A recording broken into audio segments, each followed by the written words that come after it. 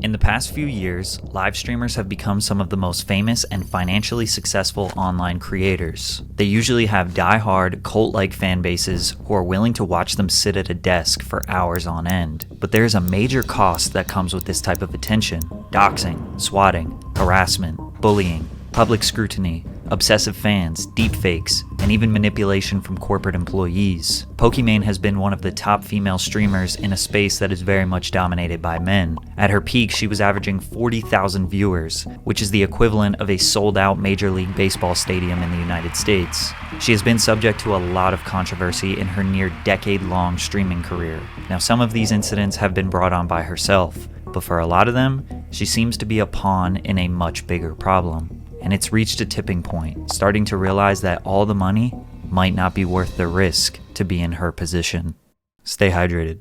Since the beginning of her career, Pokimane has been accused of having pretty privilege, which is essentially the idea that being attractive makes it much easier to gain success at whatever you do. This argument definitely does have some truths, but it's often used to minimize the work that women or men have put in to gain all of their notoriety. Pokimane has been streaming consistently for almost 10 years. She had amassed 20,000 followers on Twitch in 2014 before graduating high school. And although it seems like an easy job, being entertaining for hours on end, day in and day out, while sitting at a desk is very difficult, but she did benefit from the lack of competition. In 2014, Twitch only had around 300,000 daily active viewers. Her game of choice was League of Legends, which is still the most watched game of all time on Twitch, by a lot. A young woman who was genuinely interested in the game at that time was extremely rare. On top of being entertaining with her audience and good at the game, she was destined for success. And of course, the way she looked didn't hurt. Many of her followers were likely men who felt like they could hang around a girl who plays their favorite game, watches anime, and understands meme culture. She was every Reddit and Discord mod's dream girl. Some of her fans would send her hundreds, sometimes thousands of dollars for a brief interaction, to say their name and thank them for their generosity. These men are often referred to as simps, and they can get extremely out of control.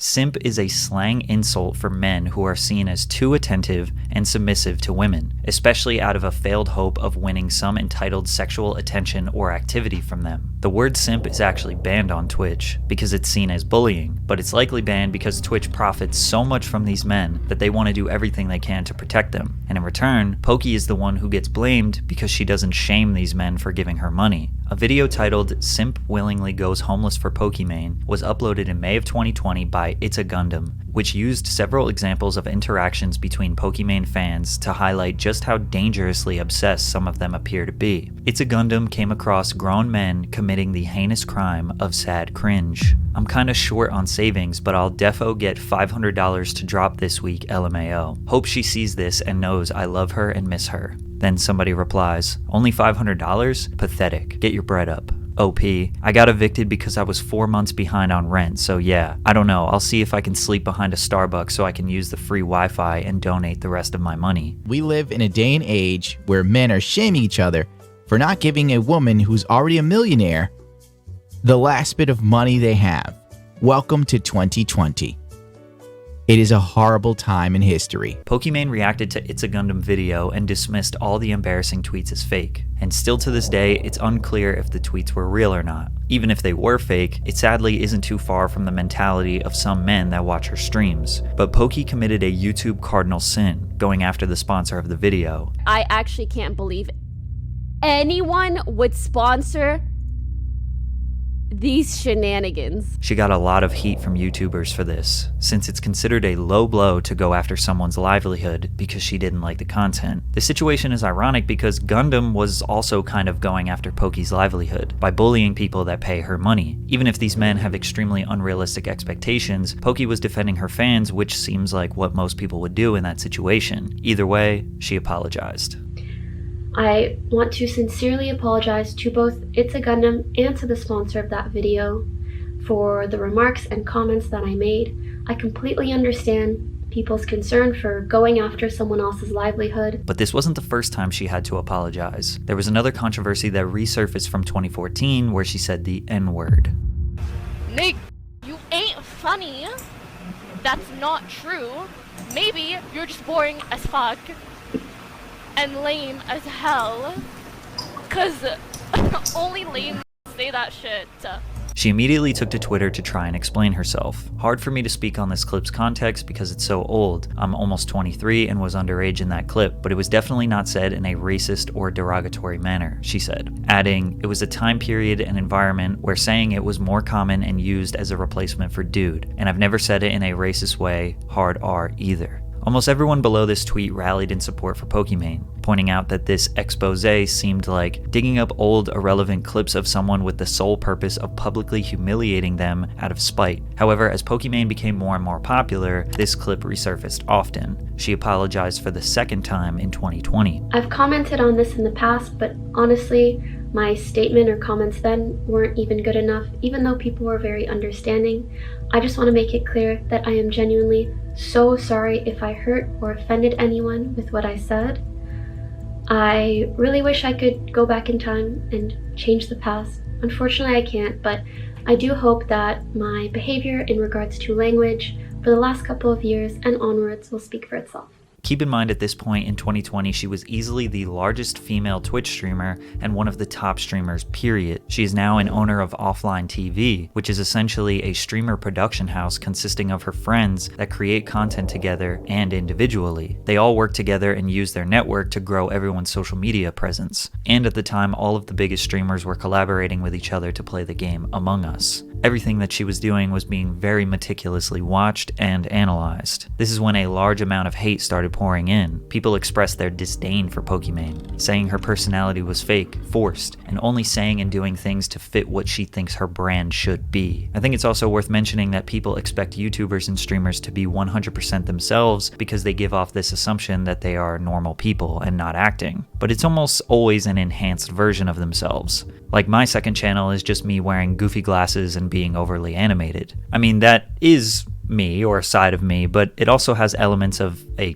character. But her N-word controversy would resurface again in 2022, and this time it took a twist nobody could have ever predicted. This controversy involves the very popular comedy YouTuber Gideon, who was just starting up his Twitch account in January of 2022. Gideon is known for being a troll, but his intentions are pure. He reacted to a video of Pokimane saying the N-word. Then he tweeted the video. Then 1 week later, on January 13th, Gideon goes live to more than 10,000 viewers. He had more viewers than Pokimane after his first week on the platform. So he instructed his viewers to go to her stream and spam the phrase L plus ratio, which was his way of trolling and bragging to her. Pokimane was simply minding her business. So why did he go after her? Well, because she is known as the Queen of Twitch, and trolling her is kind of a meme. But militarizing his audience is known as hate raiding, which is against TOS on Twitch. As she is getting flooded with spam, people start telling her that it's coming from Gideon, to which he gets mad at them for snitching. And then he says this. If you're from Pokimane, if you're from Pokimane's chat, and you have a penis, I'm gonna tell you this right now. She is not gonna you, bro. I don't care how much you donated. I don't care how many hours you watch her. She is not gonna you, bro. She has a man's. Bro, you probably don't want to hear this. You probably don't want to hear this. But I'm sorry. I'm going to break the fourth wall. And spoiler alert, she's getting down every night by another nigga. She is getting down, deep stroked. Balls deep. Oh, no. Balls banging on the wall. No. Every night. Pokimane responded to the harassment by saying whoever was responsible, if you get banned, I'm not going to be sad, and then ended her stream. But the story gets a little weirder when Ninja somehow got alerted about what was happening, and he got in contact with Gideon to let him know that he was screwed. I promise you guys, there's literally nothing I can do. Ninja was right. Once Twitch became aware of the incident, they banned Gideon for 14 days, which later turned into a permanent ban following an appeal prior to his 14-day ban period. People suspected that Gideon received such a harsh consequence because Pokimane is regarded as Twitch's golden child that they will do anything to protect. After Gideon updated his social media followers on the state of his Twitch account, people instantly began blaming Poki. Pokimane clarified the following day that she had nothing to do with Gideon's ban and claimed that Gideon and his fans were targeting her because she's a woman. The reason Pokimane mentioned her gender is that during Gideon's stream, he taunted Poki's male audience and told them no matter how much they donated, Poki wasn't going to sleep with them. Ludwig chimed in on this and basically said that this is just something Pokimane has to deal with. Do is have sex with Poki, which, you know, it sucks. That's how It doesn't just suck. It's not fucking okay. I'm so tired of people acting like it just sucks and it's unlucky.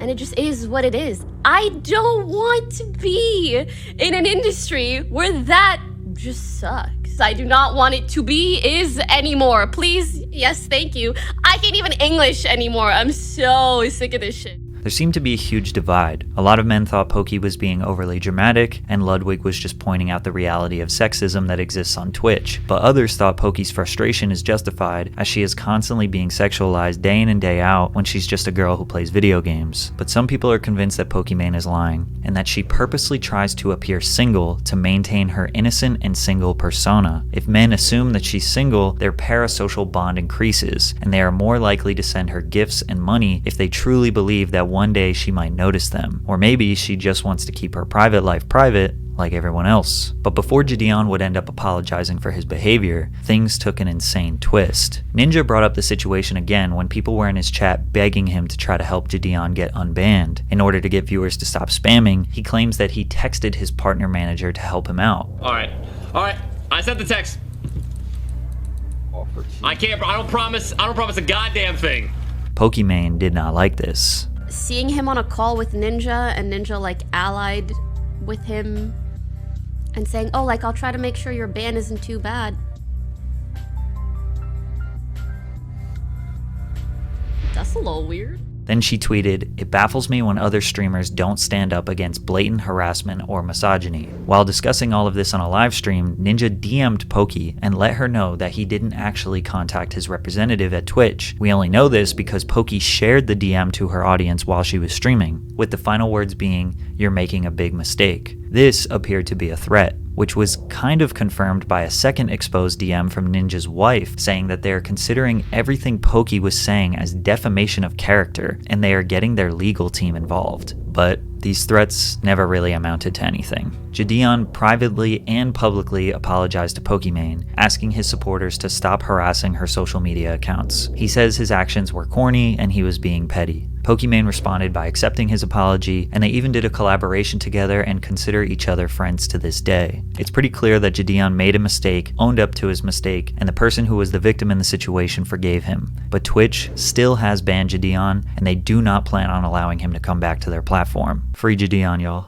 But Pokimane's overreaction to being sexualized and harassed for being a woman reached a tipping point recently that may just have her ready to quit. Twitch streamer Brandon Ewing, known online as Atrioc, accidentally exposed himself after exiting a game he was streaming and allowing viewers to see all the tabs he had open on his screen, one of which was a website that had deepfake pornographic content. The website featured deepfakes of fellow female streamers such as Pokimane, Maya Higa, QT Cinderella, and many more. Though Atrioc quickly switched tabs without trying to draw attention to them, it was too late. Screen grabs were taken and shared across the internet. Atrioc issued a tearful apology, stating that this is not a pattern of behavior, but that he fell down an AI rabbit hole at 2 a.m. one morning and ended up on the site. However, the website charges $15 a month to watch the provided content, meaning that Atrioc must have intentionally created an account and entered his credit card willingly. Atrioc, who is married, made the apology video along with his wife, who was also crying.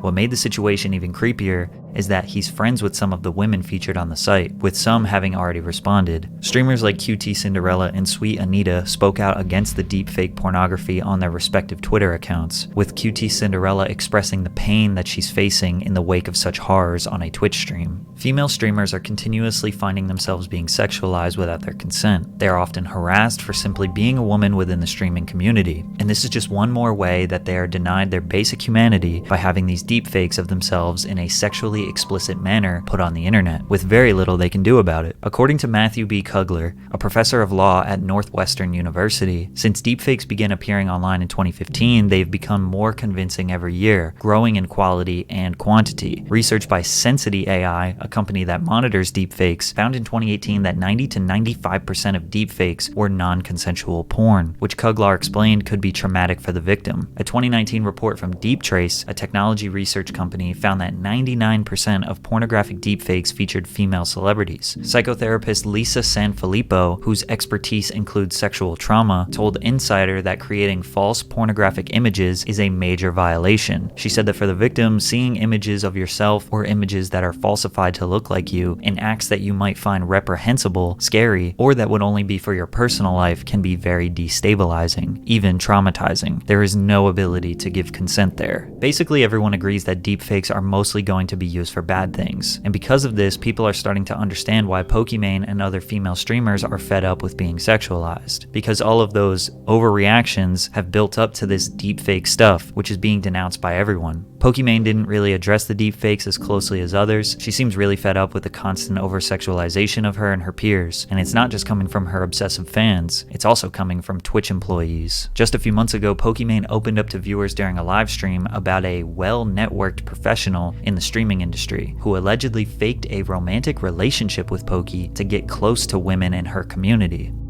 Someone that I and many streamers have been working with for years, someone who was also employed at a large company in the industry, has targeted and manipulated girls, specifically in my community, by falsifying a romantic and sexual relationship with me. She explained. Pokimane went on to claim that the individual leaked privileged information he gathered from his job and threatened to harm himself if the targeted girls ever came forward. A few months ago, a few girls in my community came forward to me with some concerns and asked to speak to my manager.